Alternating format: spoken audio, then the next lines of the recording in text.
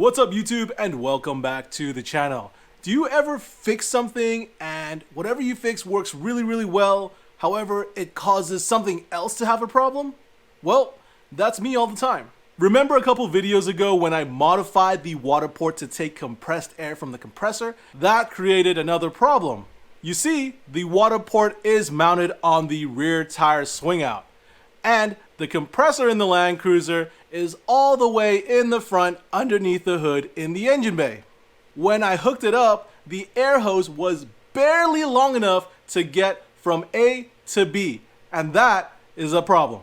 So in this video, I'm going to be hooking up another air coupler on the back of the Land Cruiser. Now you might think, wow, that is a lot of work to hook up compressed air into the water port, which you don't even use that often, but it actually makes perfect sense. Most of the times when I need air, it's either A, I'm at a lake and I need to air up some floaties in the trunk, or B, I'm at the racetrack and I need to air up the tires on the RX-7. Either way, you'd be surprised. Most of the time, I'm parked head in to where the front of the Land Cruiser is kind of hard to access. All the tools and the parts used in this video will be listed in the description down below, so make sure you go ahead and check that out. At the end of the video, I'm also gonna tally up all the costs involved in the modification, so make sure you stick around. And if you just love 100 series Land Cruisers, don't forget to hit that like and subscribe button. Anyhow, let's get started. So basically, I have to figure out how to get the air from the front of the vehicle, where the compressor is, all the way to the back of the vehicle, where I want the secondary coupler to be. So here are the parts that I gathered for this job, and let me quickly go over them with you. First of all, let me show you which type of hose I decided to go with. And as you can see, this is a little bit more heavy duty than that plastic tubing that I used for the water port. This guy is -6 braided. And what people usually use this stuff for is like a power steering hose or a automatic transmission cooler, stuff of that nature, some type of hydraulic. And you can see on the inside of the hose right here, there is some steel reinforcement. So this should hold up more than enough for what we need it for. Obviously, I also got another quick coupler. This one again is from ARB, exactly the same one that I had inside the engine bay right now. Over here, we have a shutoff valve. Now, I'm not sure if I'm gonna use this guy yet. I kind of want to just in case, but I'll show you what I'm talking about in a little bit. Here we have the 1/4 inch to -6 adapter. This guy is pretty much the same thing, but a 90-degree bend.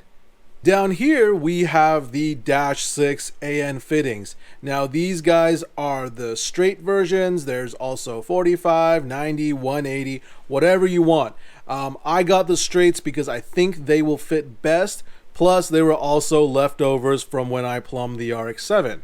Of course, I wanted to add a little bit of extra protection from dirt and dust, so I got the little caps, these little plastic rubber caps for the connectors. So we'll figure out how these go on, but I think they just kind of, wrap around the bottom of the cap and then they cap the top right here. Keeps the dirt, dust, water out of this guy. So I got 2 of these guys because the one inside the engine bay never got it, and we are upgrading. And also some 90-degree bends, 1/4 inch MPT as well. If you're planning to do a similar modification to your off-road vehicle, I'll leave a link to all these parts in the description down below, so make sure you go ahead and check that out. Before I start tearing into this thing, let's take a look underneath the engine bay and see what we're working with. So this is the area that we're going to be focused on. As you can see, we've got the ARB dual air compressor right here installed with the SLE off-road bracket. We've also got our secondary battery, the auxiliary battery, I guess. We've also got the Switch Pro right here, and we've got our coupler installed right here. Now, if you guys remember from a previous video that I did, I installed this little braided line and the extra and the original coupler right here because the space between the battery and the compressor itself was definitely not enough. So I decided to put this guy right here. And if you guys are interested in seeing how I did that, I'll leave a link in the description down below or up here somewhere so you guys can check that out. First of all, we need to get access to where the compressed air comes out of the ARB compressor, which means the battery has to come out. One thing to remember before you take off the auxiliary battery is to disconnect it from your main battery, because you don't want this guy to be live and be banging around like the metal parts of the compressor or the chassis or whatever, creating sparks and blowing fuses. So make sure it's disconnected, safety first, and then you'll be fine.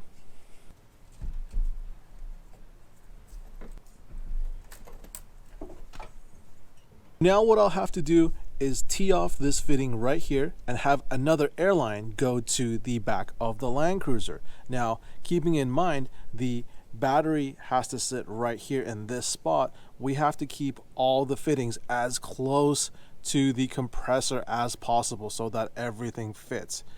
Yes, it is gonna be tight. First, let me take off this hose so I can add the T. There we go. Now with all the fittings removed, we just have the hole from the air compressor. I can put in all the new fittings, and instead of one hose coming out, we will do two. But before we can put any of these fittings back onto the compressor, we need to apply a little bit of Teflon tape onto the threads. This basically helps that all the connections are leak-free and airtight.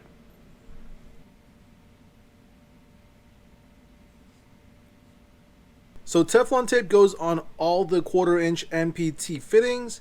They do not go on the -6 AN, so that's why I left that one blank. So now we're ready to put these guys onto the compressor.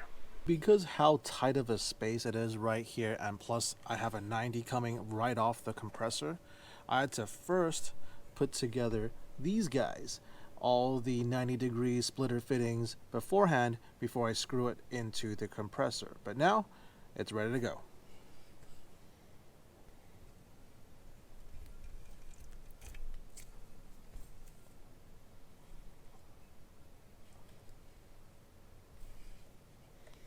There we go. Next up, we got to reconnect this guy, which is for the front coupler underneath the hood, to the bottom T.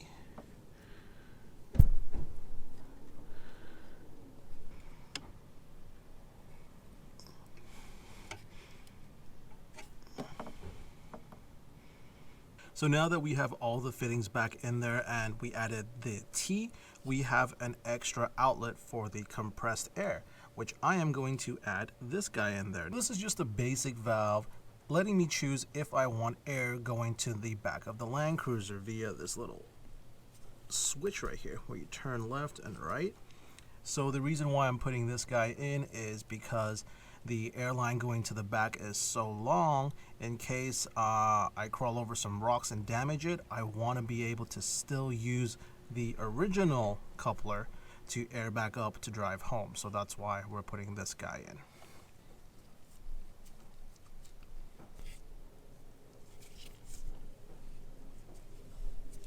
And while we're at it, we're going to put the 90-degree for the -6 in there as well.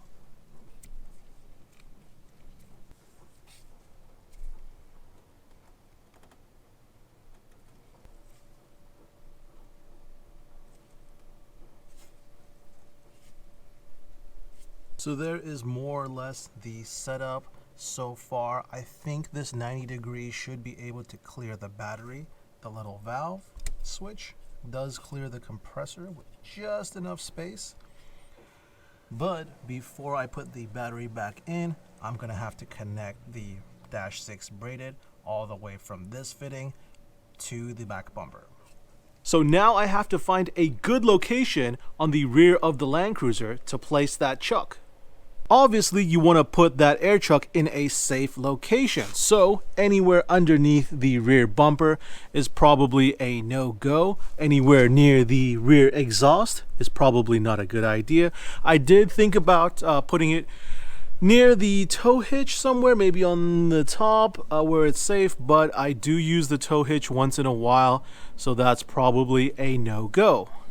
What I ended up deciding on was actually behind the swing arm. So behind the swing arm, you've obviously got these lights, you've got the latch, you've got this the locking mechanism, but this space right here is all empty. Now obviously not here because we still have the stopper on this side, but over here we have an empty space. First of all, I had to make sure that there was enough depth back here for the air chuck to live. Now what I did was use some double-sided tape just to temporarily stick it on the back, and when you close the swing arm and obviously reopen it, it's not crushed at all and it didn't leave a mark anywhere. So obviously this is going to be a good spot for it. I think it will be protected from the elements as well as any rocks and stuff that we decide to crawl over. Another reason why I chose this area right here is because obviously it's nice and flat, and because I don't know if you can see that underneath, but behind there is actually a huge hole in the factory bumper support, so that will allow enough room for the back of the air chuck to go through. Plus, on the back of the air chuck, we'll need to have some lines, some adapters, this adapter actually, this adapter, and then we've got the AN lines coming through. So there's going to be a lot of space required, and I think all that stuff should be able to fit through that hole right there. Now we need to find out where this air chuck lines up with over here so we can drill the hole.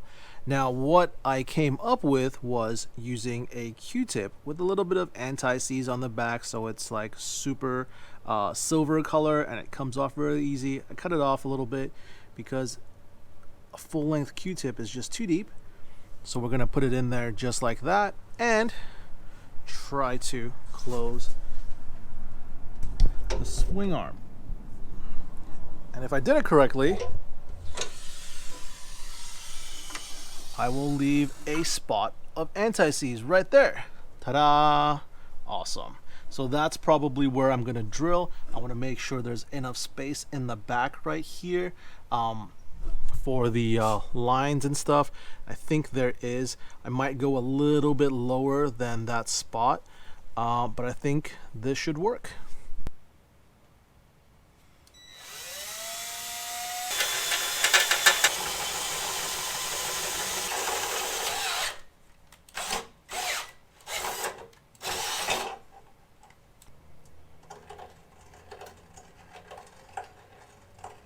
Now that we have the hole where we need it to be, this is where the chuck is going to sit.